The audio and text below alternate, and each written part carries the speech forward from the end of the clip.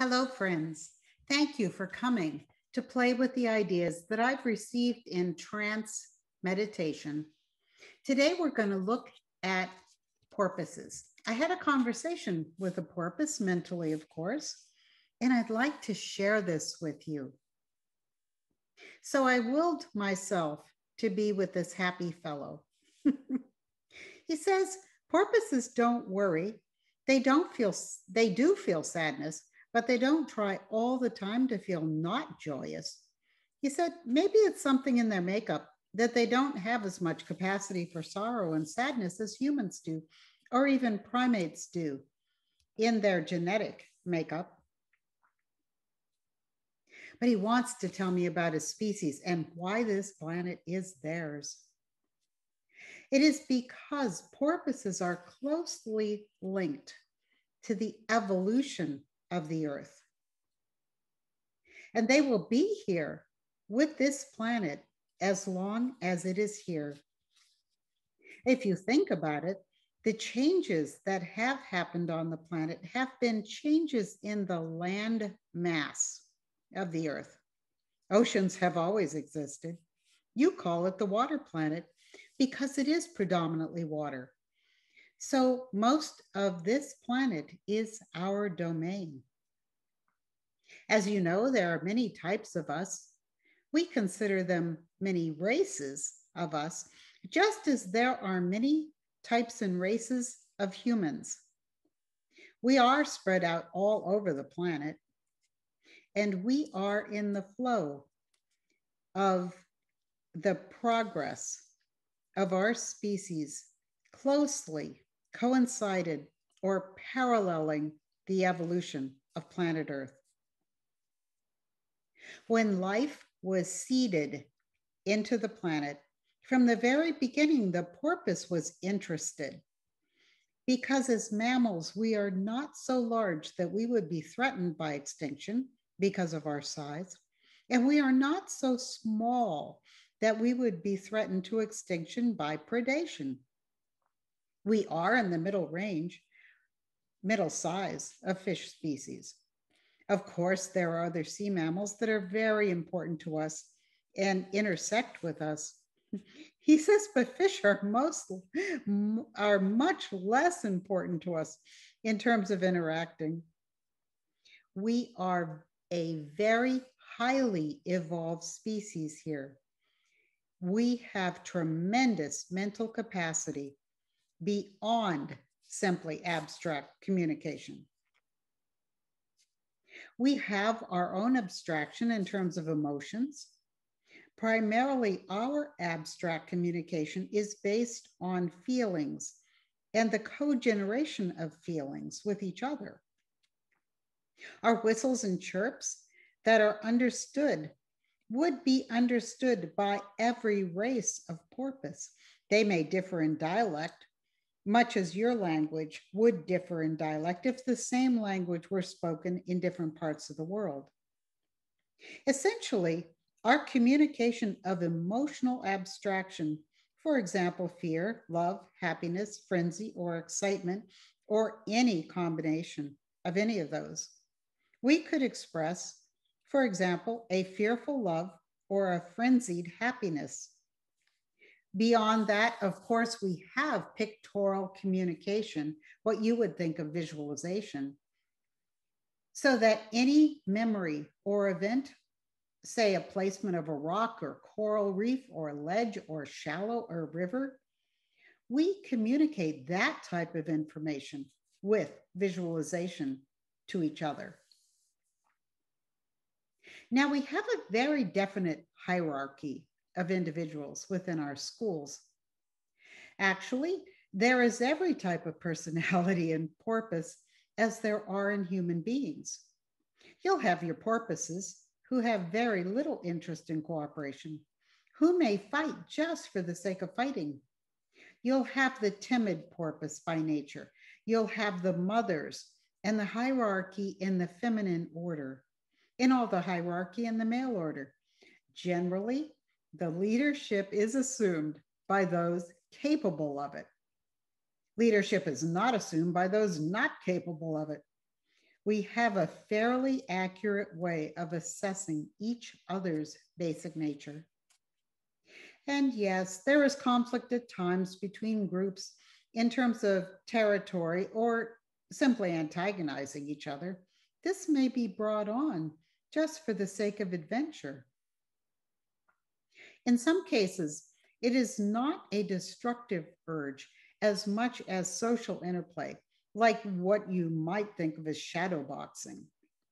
But these can be great frenzied exhibitions by groups with each other. And we are an ascending species in our expression. We have completed our expression. We are taking the opportunity for all of the individuals who wish to incarnate to be here. But in general, we are on our way back to source. We have completed our species plan. Now, you humans are on this planet are at the crossroads of whether you are going to ascend and complete your mission or not. The other thing I want to say is there are isolated pockets of porpoises throughout universe. There are not necessarily porpoises everywhere there are humans, and there are not humans everywhere there are porpoises. In general, our population is on the decrease because most of us as individuals are complete. And there was no need now to come into physical. In general, there is less focus on coming in than on staying out and participating with our species from outside of physical. We have a very specific and easy way of communicating with our deceased individuals and the deceased from other planets. I have to interject here because what he is talking about are extraterrestrials, what we think of as ETs. And this part really blew my mind because we think we're the only species that have ETs, but guess what? Porpoises do too. Listen to how he goes on with this. We are very much aware of interplanetary communication, much more aware than you are. We are better at it. In your mythology, this is revealed and has been a belief, in other words, about ETs and communication with ETs, that is quite correct.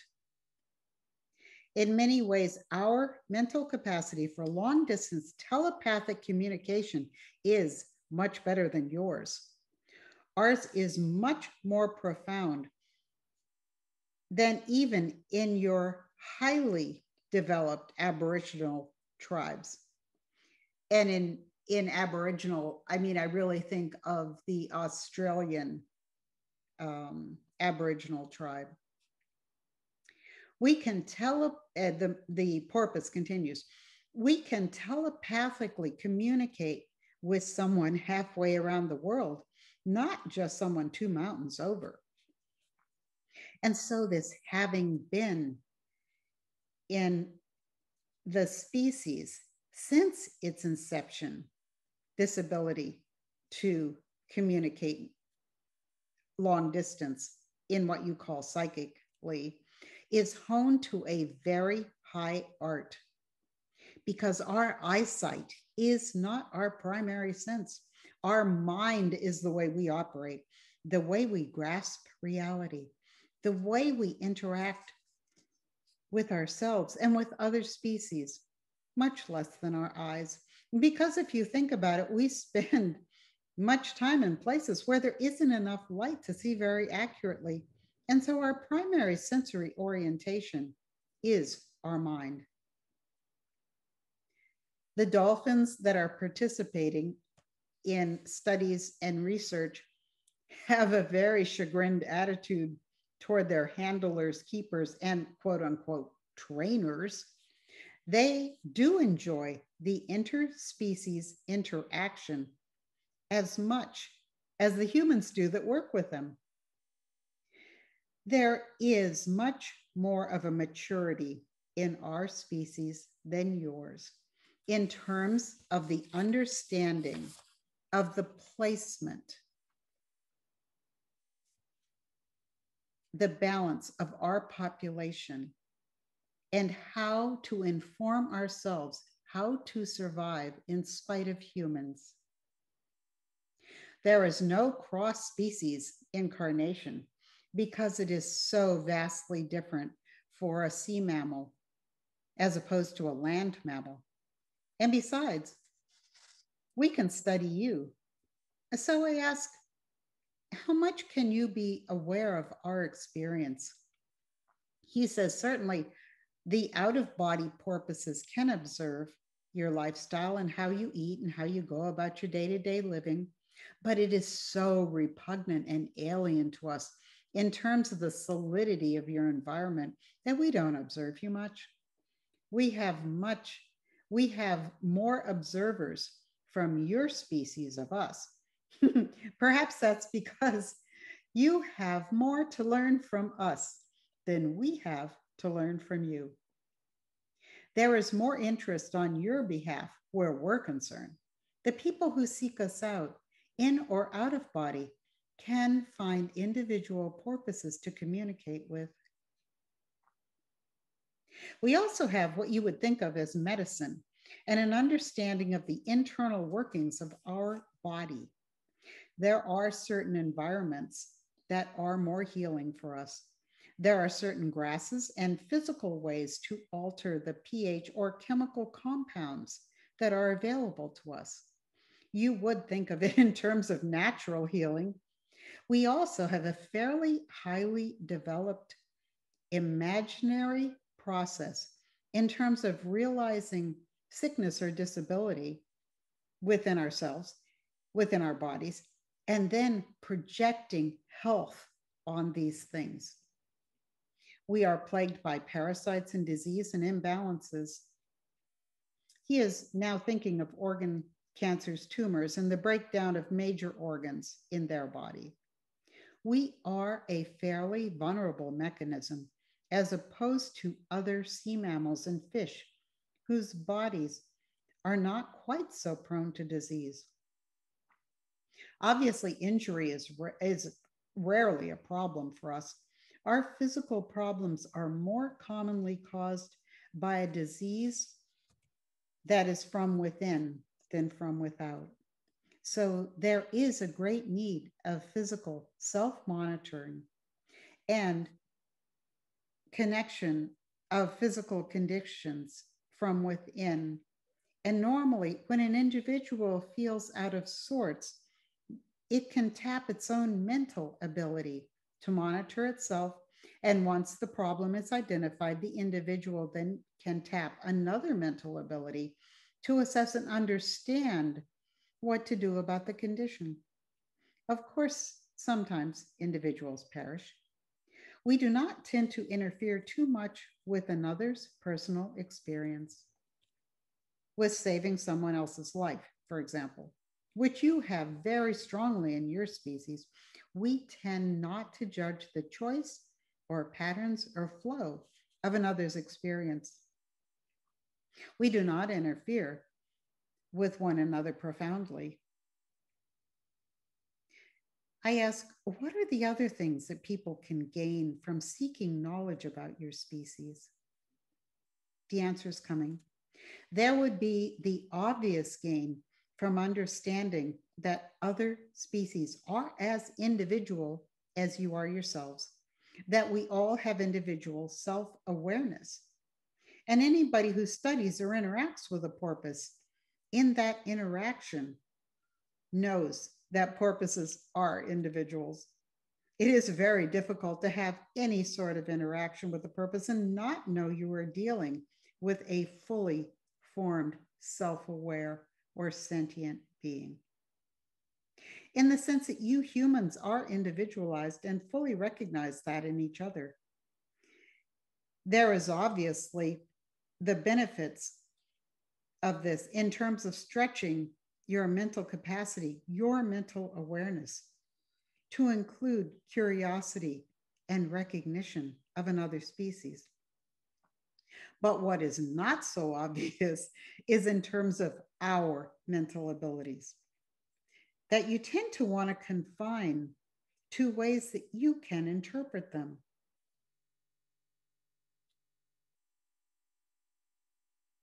And then he was saying to me personally that if I was ever able to be with porpoises in the water, you would find a porpoise that is alert enough to recognize my mental ability to communicate.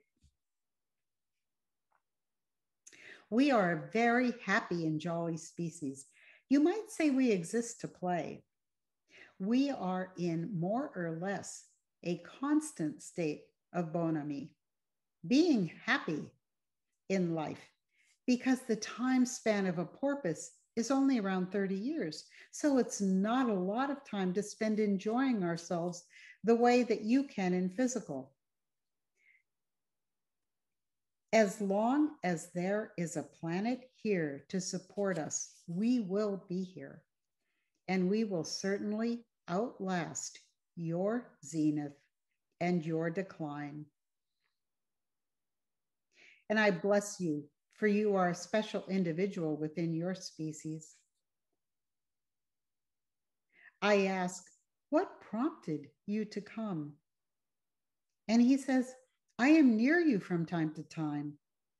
We are the same energy. I am waiting for you to ascend, and then we'll do some playing together.